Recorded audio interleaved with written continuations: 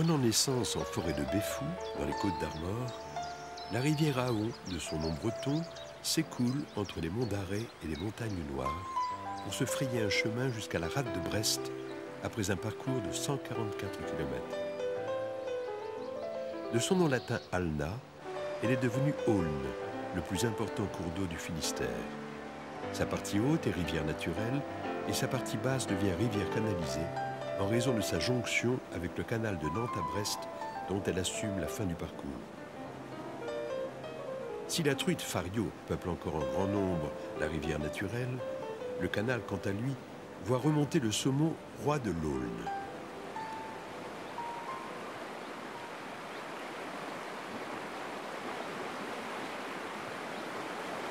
Alors ici, on pêche essentiellement à la mouche. Et d'autres pêches qui sont pratiquées, les autres pêches pratiquées sont aussi la pêche à la cuillère et la pêche au verron mormanier, essentiellement, puisque les eaux se prêtent à ça. Alors ce sont essentiellement des salmoniers, on n'y trouve que de la truite fario naturelle, à l'état sauvage. Essentiellement bien... ce sont des sites assez particuliers à pêcher, assez techniques, puisque très boisés, très couverts, qui demandent une bonne aptitude physique. C'est une pêche sportive, en fait.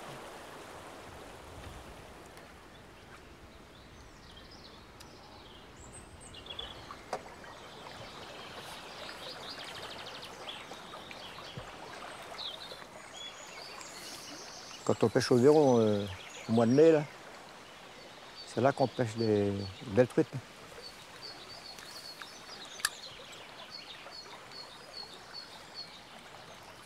Tiens, là, il y a une touche.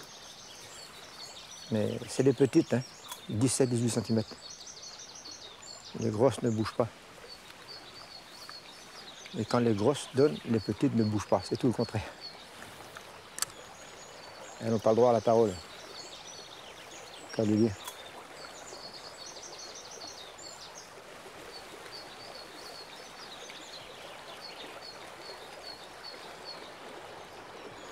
Hey, viens t'avoir, oh. Reste-toi parce qu'elle va passer la ligne bleue.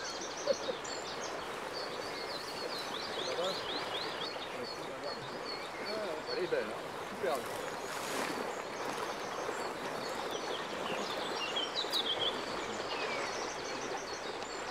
Voilà.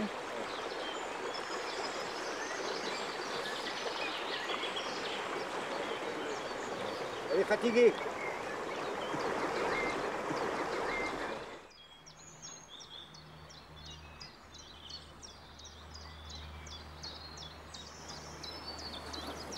Nous nous trouvons dans le chaos de Saint-Herbotte, sur la rivière Élèze, un gros affluent de l'Aulne, où se trouve donc une des dernières stations de moules perlières d'eau douce. C'est une espèce donc de mollusque très rare actuellement, qui était protégée d'ailleurs en France. Pourquoi? Tout simplement parce que elle est en train de disparaître à petit feu de toutes ces stations, principalement à cause de la pollution, car c'est une espèce en fait qui ne supporte absolument pas la moindre pollution de l'eau. Et de plus, elle offre la particularité d'être inféodée aux salmonidés de par son cycle biologique. En effet, la moule donc émet des larves qui vont venir se fixer sur les branchies de truite ou de saumon. Elles vont vivre sur ces branchies en formant un petit kyste pendant quelques semaines. Et ensuite, le kyste va tomber, s'ensabler et vivre dans le sable pendant 3 à 4 ans. Où ensuite, la petite moule va revenir à la surface et continuer son développement qui, chose assez extraordinaire chez un mollusque, c'est une espèce qui peut vivre jusqu'à 50, voire même une centaine d'années dans certains cas. Certains scientifiques ont dit que si la teneur de l'eau dépasse 5 mg de nitrate, l'espèce est condamnée à terme. Et actuellement, donc, on trouve des vieilles moules, mais en Bretagne, il n'y a aucune station où on trouve de jeunes moules, ce qui est relativement inquiétant.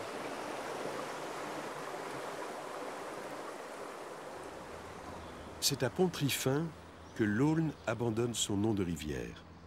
Ici, elle reçoit la confluence du canal de Nantes à Brest et devient rivière canalisée, coulant lentement de barrage en écluse, le fil de l'eau 28 fois interrompu sur moins de 70 km.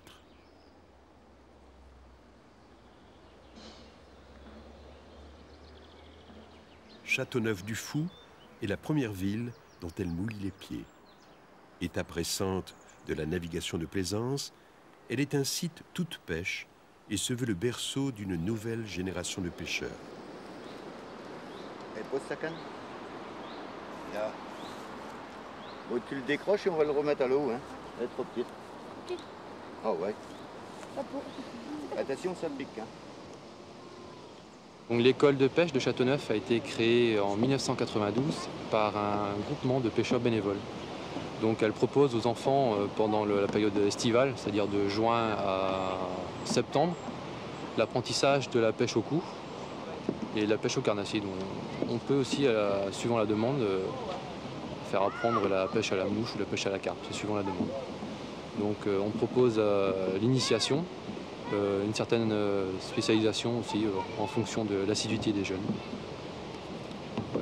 Les adultes peuvent participer aussi, il n'y a pas d'ambiguïté. Et vous avez un hameçon avec des nœuds. Il est tordu, le mien. Il y a 2 nœuds. La séance se déroule en 2 parties. Il y a une partie théorique qu'on fait dans la maison. On élabore des lignes, donc on propose toute la partie théorique du coup. Et au bout de 2 heures, quand ils maîtrisent bien le montage, on passe à la pratique. C'est-à-dire qu'on part au-dessus de la maison, donc en amont d'écluse, et on pêche pendant 2 heures. Donc on leur explique la façon de sonder, l'amorçage, et puis la façon de ferrer pour obtenir du poisson. Ça va tout seul. Maintenant, tu vas le faire toi-même.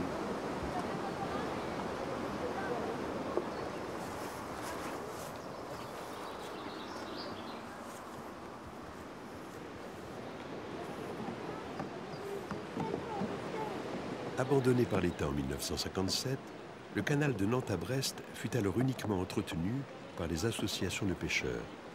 Afin de rendre l'Aulne canalisée à la navigation fluviale et développer le tourisme, un syndicat a été créé en 1973 pour la remise en état des écluses, du chemin de halage et des passes à poissons.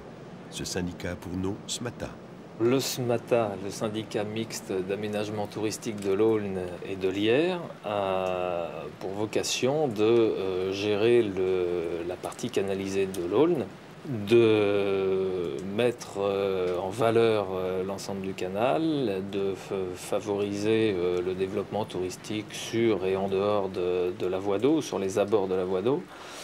Il est plus particulièrement chargé de tout ce qui est infrastructure du canal, maintien en état des ouvrages, donc les écluses, les chemins de halage et contre-halage, et de faire connaître, d'appuyer les initiatives touristiques, de faire connaître toute cette belle voie d'eau.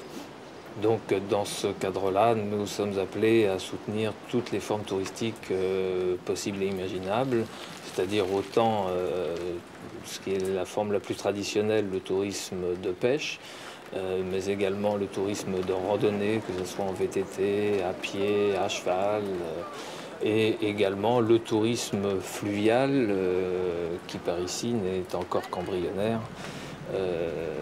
Du fait de fortes crues que nous avions connues en 1995 qui avaient ravagé les ouvrages du canal. En partenariat avec le CSP et la Fédération des pêcheurs, le SMATA est maître d'ouvrage de la construction des passes à poissons, et notamment de celle de Châteaulin, qui est associée à une salle de vision. Le programme de réhabilitation de 3 à 4 écluses par an ne fait pas le bonheur des pêcheurs, qui voudraient les voir ouvertes périodiquement à la remontée du saumon. À Châteaulin commencent déjà les premières difficultés, alors que la ville regorgeait autrefois de ce poisson dont elle a fait son emblème.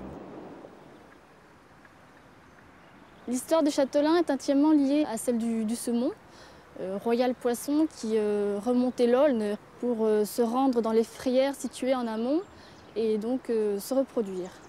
Ainsi, on retrouve le saumon sur les armes de la ville, qui sont d'azur au château d'Argent, Girouette d'Or, accompagné en pointe d'un saumon mis en face. Tout au long de l'Aulne, il y avait de nombreuses pêcheries, dont la plus importante était celle de Châtelain par son ampleur et par l'abondance de ses prises. Donc les moines exploitèrent la pêcherie jusqu'en 1532, date à laquelle la pêcherie devint propriété du roi suite à l'annexion de la Bretagne à la France. Et donc le roi a fait achat cette pêcherie à des particuliers qui l'exploitèrent également. Mais à la fin du XVIIIe siècle, le saumon se fit un petit peu plus rare. Et cela pour deux raisons principalement, car les eaux étaient infectées par le rouissage du chanvre, mais également par les mines de plomb argentifère de la région de Pulawen. Finalement, c'est le canal de Nantes à Brest qui donna un coup mortel à cette pêcherie qui fut détruite en 1816.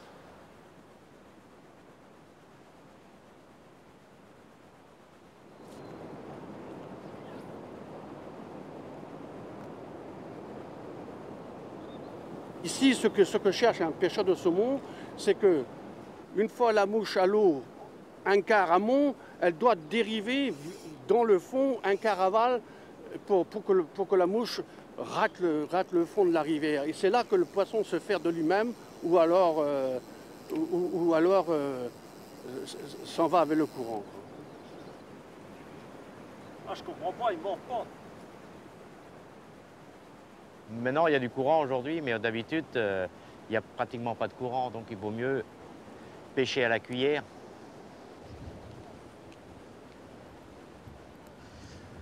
Voilà, ça c'est une cuillère quimperloise. Bon, c'est une cuillère de 10 grammes.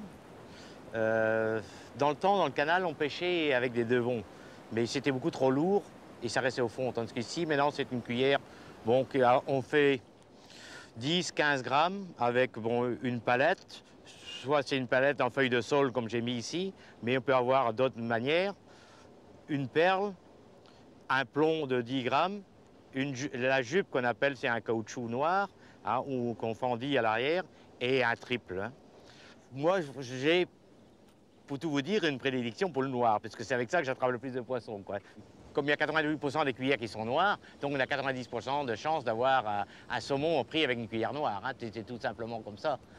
Et puisque le saumon, vous le savez aussi bien que moi, que le saumon ne mange pas quand il monte. C'est l'agacement. Alors, on a fait des calculs. Moi, je me suis amusé qu'il faut 280 heures pour avoir un saumon. Entre 220 et 280. Alors, donc, vous voyez, c'est la persistance. Et puis, c'est une pêche de chance.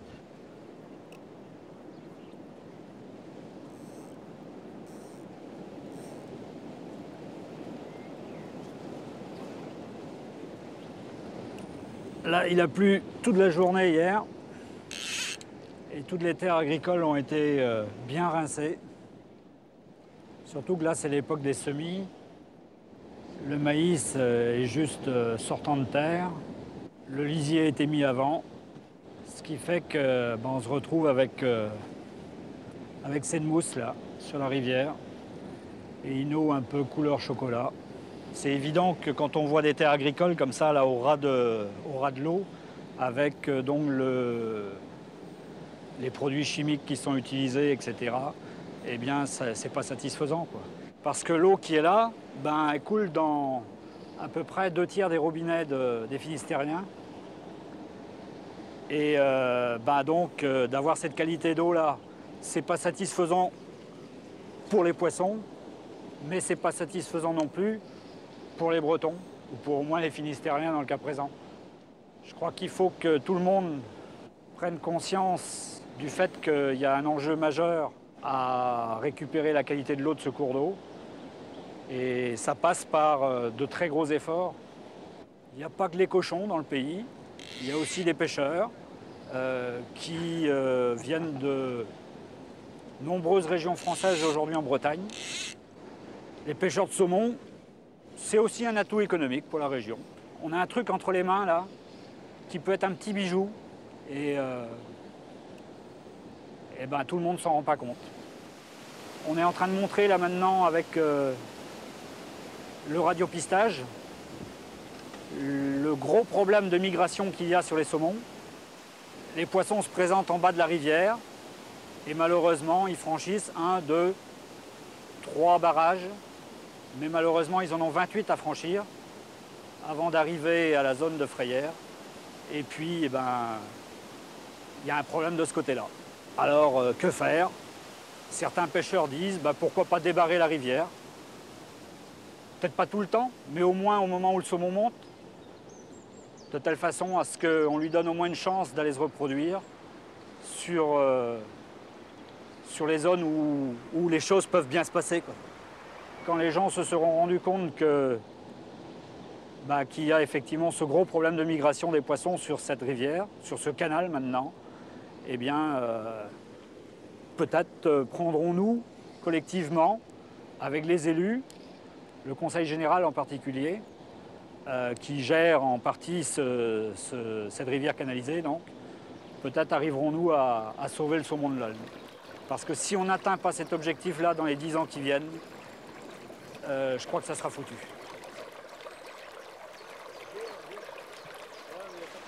Un des bassins de la passe à poissons de Châteaulin a été aménagé en piège à saumon.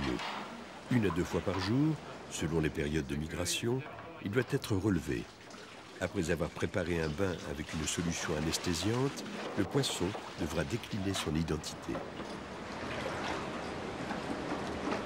On va mesurer sa mâchoire, c'est ce qui permet ensuite de retrouver le sexe du poisson, puisqu'en fonction du rapport entre la longueur de la mâchoire et la longueur totale du poisson, on peut savoir si c'est un mâle ou une femelle.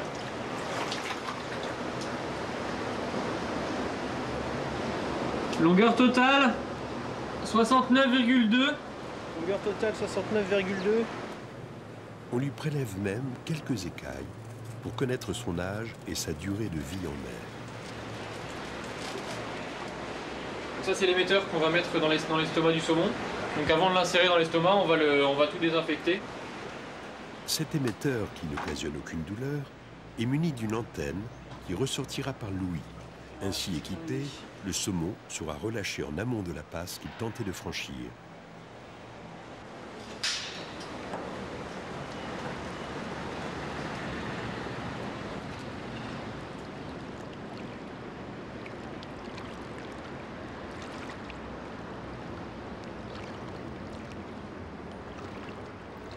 En juillet 2000, 50 saumons avaient ainsi été équipés. Chaque émetteur ayant sa propre fréquence, le poisson est suivi dans ses déplacements, aide à comprendre où sont les blocages et déterminer le pourcentage de franchissement des barrages. Sur les 50 saumons relâchés, un seul avait atteint les frayères à ce jour.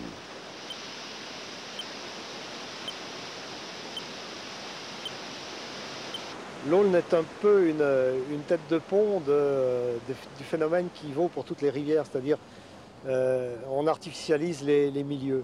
Alors les choses ne vont pas très bien, mais ça ne veut pas dire que pour autant tout est perdu. Et ce qu'on essaye de faire actuellement, c'est d'évaluer effectivement comment on va pouvoir regagner cette situation.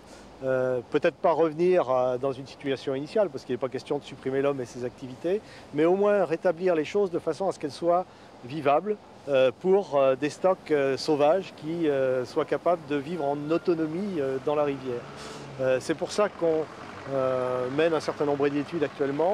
On marque les poissons et on fait un radiopistage pour voir quel est leur comportement au pied des barrages. On estime le degré de gravité de l'obstacle à la circulation et finalement on essaye de voir où est-ce qu'on peut, quand on a une somme à investir, où est-ce qu'il faut l'investir pour avoir le meilleur rapport qualité-prix, c'est-à-dire où est-ce qu'on va regagner des zones naturelles dans les meilleures conditions. Et finalement c'est un peu le travail qu'on a à faire, c'est d'évaluer quel est le degré d'artificialisation globale de l'écosystème et puis d'essayer de voir chaque fois qu'un facteur d'artificialisation supplémentaire s'ajoute, il faut en récupérer un autre ailleurs, il faut renaturer quelque part. Et c'est cette balance qui est un petit peu délicate, où on n'a pas toujours tout le savoir-faire. C'est pour ça qu'on est obligé d'expérimenter, finalement d'apprendre en travaillant.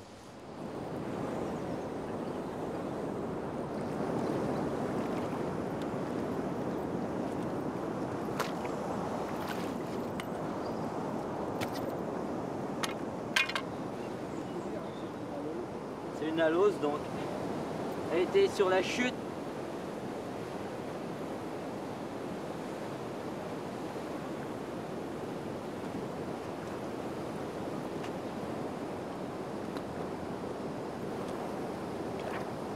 Et voilà.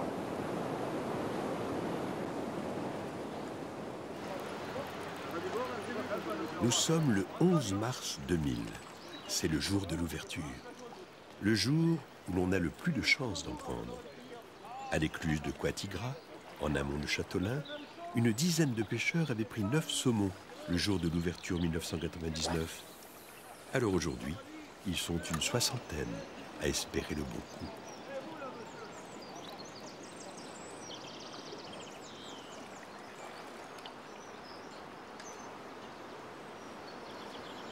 On pensait qu'on aurait réussi à restaurer le stock de saumon. Le problème, c'est que ça ne marche pas comme sur le plan. Et donc, on a de grosses angoisses concernant notre capacité à restaurer le stock de saumon sur ce cours d'eau, qui pourtant pourrait être sans doute peut-être la plus belle rivière de France. N'ayons pas peur. De Bretagne, certainement, pour le saumon. Aujourd'hui, artificiellement, elle est la meilleure de France, ça c'est sûr, mais artificiellement. Il suffirait qu'on réussisse à ramener les saumons sur les zones de frayère, qui se trouvent 70-80 km au-dessus, là, et ça y est, la pompe serait réamorcée, et on aurait à nouveau des saumons sauvages dans notre rivière.